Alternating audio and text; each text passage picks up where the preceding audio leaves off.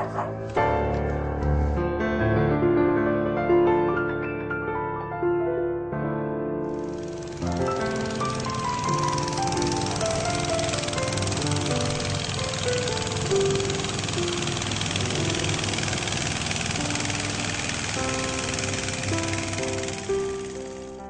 now see the dawn. Dawn is the first day.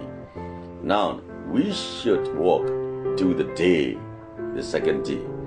We should go to the task, this third day. And we shouldn't go to the dark. This is 4D. All people should know about this.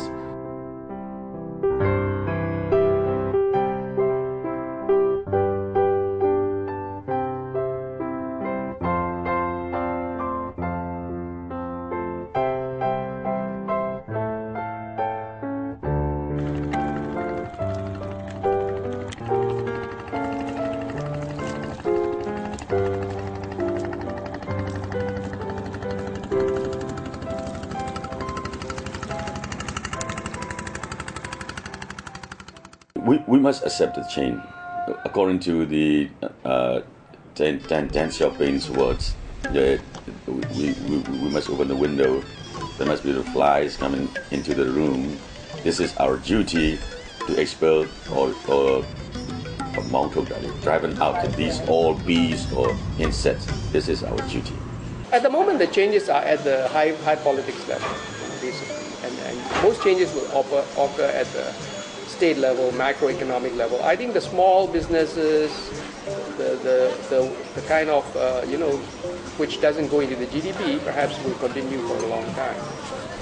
And the country is too big and too vast to be affected all the time at the same time too. The Myanmar government and President Thein Sein is implementing the changes and developments in Myanmar, and I think this is a very, very great chance where over the last 6 months people just didn't believe it. And if anything happened slowly or it happened late, because people did not believe that is true. But now this is changing, where we can see through the ministries where very free guidelines are. For our doctor teams, we had to ask through the army command, through defense, if we can go up country, rural areas. Now in May already the minister told us no more red tape. I'm happy for the changes, but I'm a little bit concerned about rising expectations. People tend to have rising expectations which are exponential after some time. That can't be really realized. Even no government can do that in the world. This maybe also where I grew into Myanmar, where I learned that with nearly nothing, just having an idea, a little bit action and willingness, you can move huge things in Myanmar. You can develop huge things in Myanmar.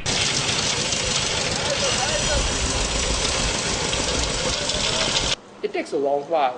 Certain things which happened in despair, which had been left neglected, it's very difficult to repair them at all. Sometimes you may have to abandon them even. So then at the job, people really, if they see you as their teacher, especially if it's the first time they just come out from school or have done anything, you become the first teacher. You are the teacher of life, for life. They stay with you for life. And that I have seen over the last 50, 60 years always, that people always stick to you, that they help you wherever you are. But they're very good people to work with. The change is coming and accept already. But some conservative in our country, they don't want to see some changes. According to our Burmese tradition, our Burmese people, they think the change is coming, but they don't want to see the change because we will lost our tradition. I think it's nonsense. It's nonsense. So we must stand firmly on my tradition. We must stand firmly on our spirit, basic spirit. We must also firmly stand on our ethic.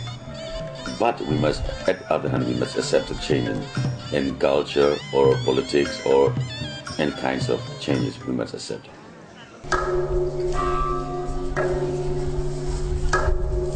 I just want a statesman, we can say, who want to build our country, who want to build the improvement of our peoples. who sacrificed their life for our country. We want to say we want that kinds of the people.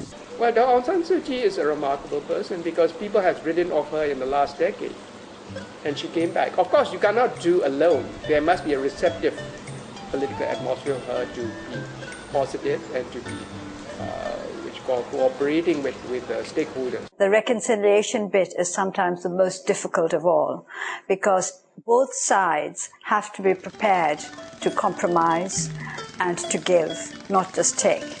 And give and take is such a mutual process that we need to find the right balance. So we are at a very difficult stage, but at the same time, as I've always said, I'm a cautious optimist, and I'm cautiously optimistic that we're going forward and that we will be able to get onto the road towards true national reconciliation, which is essential if our country is to be the kind of country we all want to be. The president has done his homework, and then he is responding to the wishes of the people in a way he could under the constraints of the Constitution and the style of government that has been quite familiar for the past 40 years. When we talk of democracy, we're really talking about institutions. We want the kind of institutions that will protect the freedom and security of our people. We all want to be able to find our own happiness, the freedom to search for our own happiness, to build up our own happiness, not to have other people's idea of happiness imposed on us, whether we want it or not. So it is very difficult to say we need total freedom, free press in the most liberal sense and so on. I think responsibility is the word used by the dictators, of course, to the masses, but it is really true that you have to have some responsibility. Change that is coming from the people, and I think that's the best and most reliable kind of change. It could be fits and starts, but no return back, of course, which the government has promised, the president has promised, and the politicians seem to be agreeing to that. We know that it's the people of Burma who have to do the real work in this country. No more up to bottom, bottom to up. I say, you are in charge, you decide. Don't ask me, but let me know. But you make a mistake, you are in charge. You are responsible. And I think that is what is a very good approach for Myanmar people, because over 40 years they were not allowed to be in charge.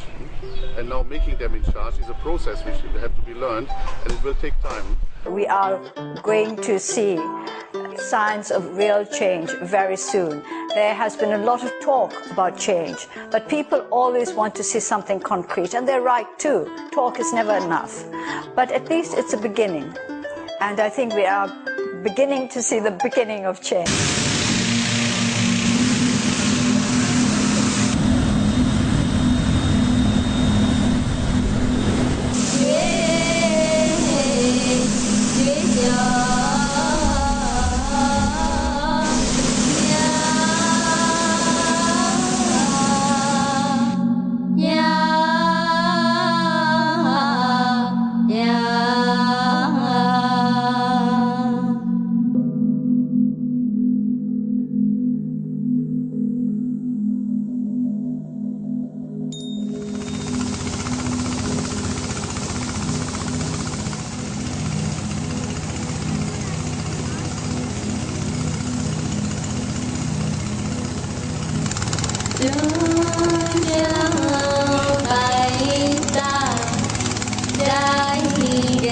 We should go to the day with hand to hand with unity. Every people, every government, every political leaders, every politician, every people in our country, we should hand in hand go and walk to the day, not to backward to the dark.